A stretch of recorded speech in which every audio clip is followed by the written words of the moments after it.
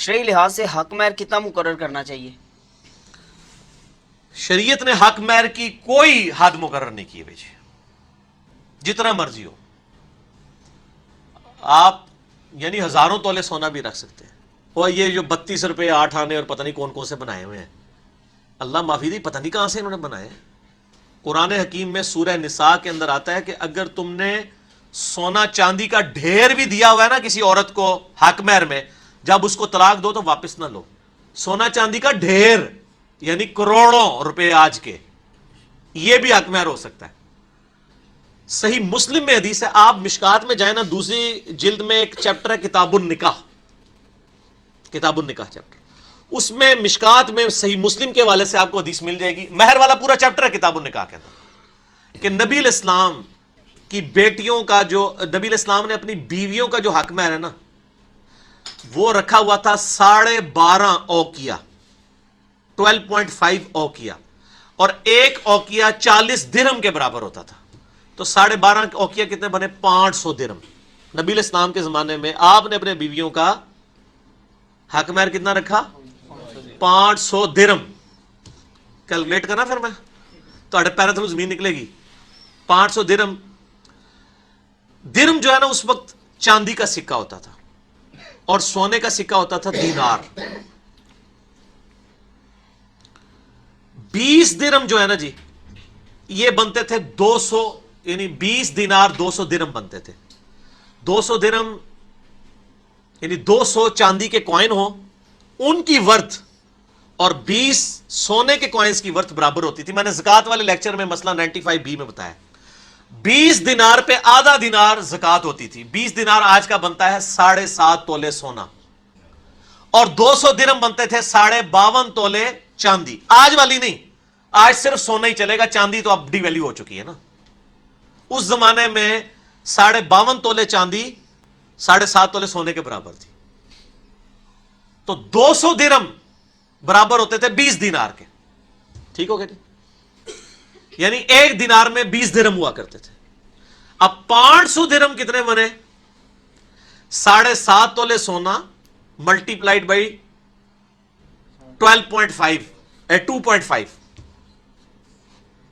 2.5 کریں گے نا، یہ تقریباً جناب 19 تولے سونا بنتا ہے. تو آج تک کتنا بنا؟ 10 لاکھ سے زیادہ سر شرعی حق مہر بنتا ہے. یہ آپ کے بابوں نے آپ کو غلط پڑھایا، انہوں نے کتابیں نہیں پڑھی ہوئی تھی. ٹھیک ہے نا، یہ بابوں میں ہے 32 روپے 8 آنے، کتابوں میں صحیح مسلم میں 19 تولے سونا 500 درہم بنتا ہے آپ کا یہ حق مہر. 10 لاکھ روپیہ یہ نبی علیہ السلام نے بیویوں کا رکھا ہوا تھا. کام کوئی کرنا چاہے اس کی مرضی، آپ پابند نہیں کر سکتے اس کو. وہ تو بخاری مسلم میں آتا ہے، آپ کو غریب آدمی تھا، اس کے پاس کچھ بھی نہیں تھا، قرآن پڑھنے کے وزی نکاح کر دیا. تو سر وہ عورت بھی راضی تھی نا، وہ بھی تو بیچاری غریب تھی نا، وہ معاملہ الگ ہے. تو اس لیے حق مہر کی کوئی، قرآن میں تو آیا جب قرآن میں آیا کہ ڈھیر آپ نے سونا چاندی کے ڈھیر بھی دیے ہو تو واپس نہ لو، تو سر ڈھیر تو پھر میں تو آپ کو صرف یعنی آپ کو 19 تولے سونے کی بات کر رہا ہوں، تو آپ تو 19,000 تولہ بھی دے دیں تو وہ بھی جائز ہے. اپنے سٹیٹس کے مطابق رکھوانا چاہیے حق مہر. یہ یعنی لوگ عیب سمجھتے ہیں اس چیز کو نا، حق مہر کو زیادہ لکھوا دیا جی، وہ دیکھو جی زیادہ لکھوا دیتا ہے، گھٹ ہونا چاہیے. اور بعض لوگ زیادہ اس لیے بھی لکھواتے ہیں تاکہ طلاق نہ ہو، طلاق پھر بھی ہو جانی ہوتی ہے. تو یہ دونوں طرف ایکسٹریم رویے ہیں. حق مہر کا چیپٹر مشکات میں پڑھ لیں تو اس کے اندر کوئی یعنی ایک بتائی نہیں گئی ہے کہ آپ نے اتنا ہی رکھنا ہے، جتنا مرضی ہو. ٹھیک ہو گیا. ہمارے اسلامی مدرسہ میں رہائشی طلبہ اور مدرسہ انظامیہ ہر سال قربانی کی کھالیں جمع کر لیتے ہیں اور اس کو تملیغ کر کے مدرسہ پر خرچ کرتے ہیں. کیا یہ درست ہے؟ اللہ کے فضل سے آپ کو پتہ چل گیا یہ تملیغ کرتے ہیں. تملیغ پتہ ہے کہ شاید نہ جائے، عام بندوں نے پتہ ہی نہیں تملیغ کیا ہوتی ہے. یہ ایک ہیلا ہے. تملیغ کہتے ہیں مالک بنانا. فقہ حنفی میں یہ مسئلہ ہے کہ جو، پہلے تو میں زکوٰۃ سے شروع کرتا ہوں. ان کے نزدیک زکوٰۃ میں کسی بندے کو مالک بنانا ضروری ہے، ادروائز زکوٰۃ ادا نہیں ہوگی. لیکن آپ سے تو وہ چندہ باکس میں بھی زکوٰۃ لے رہے ہوتے ہیں، تو آپ کسی کو مالک تو نہیں بنا رہے ہوتے سر. لیکن وہ اس کو حلال کر لیتے ہیں.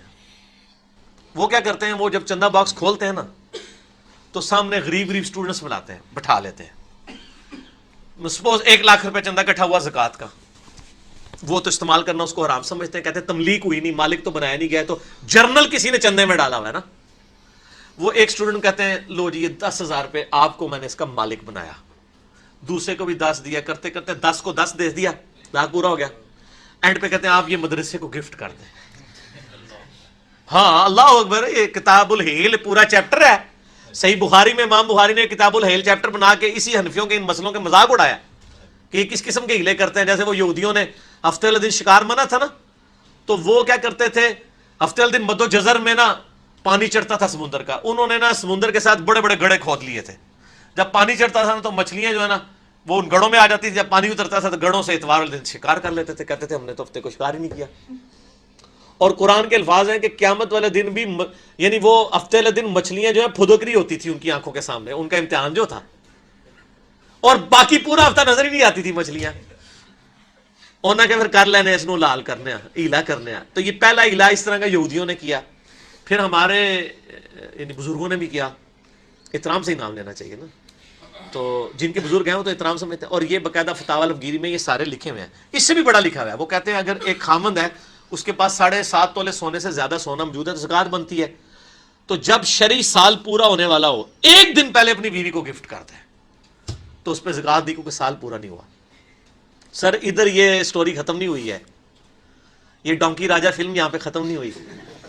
اس کے بعد یہ ہے کہ جب وہ کہتے ہیں بیوی کا سال پورا ہونے لگے نا تو 1 دن پہلے وہ خامند کو گفٹ کرتے ہیں. اگے تسی پھر کاؤ اڑا چڑی اڑی سارے اڑ گئے, ٹھیک ہے نا جی. اے اڑا اڑی چلتا رہے گا تو زکوٰۃ نہ خامند تے نہ بیوی تے. یہ مسئلے لکھے ہوئے ہیں ریٹن میں جو مذاق نہیں اڑا رہا ہوں, یہ لکھے ہوئے ہیں اور ہماری متیں ماری ہوئی ہیں لوگوں نے. یہ کتاب الحیل پورا چیپٹر ہے ہیلے کا, جی فقہ حنفی میں, تو اس طرح تو کوئی بھی نہ دے. تو یہ تملیک اس طرح کرواتے ہیں. وہ کیا کرتے ہیں, وہ اسٹوڈنٹس کو مالک بناتے ہیں.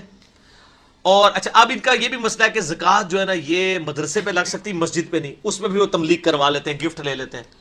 قربانی کی کھالوں کے والے سے بھی کر لیتے ہیں, حالانکہ وہاں ان کو بتائیں تملیک کی ضرورت نہیں ہے. میں ان کو فقہ حنفی کا ہی مسئلہ بتاتا ہوں کہ سر یہ زکوٰۃ میں تملیک کا مسئلہ ہے, قربانی کی کھالوں میں تملیک کا مسئلہ نہیں ہوتا.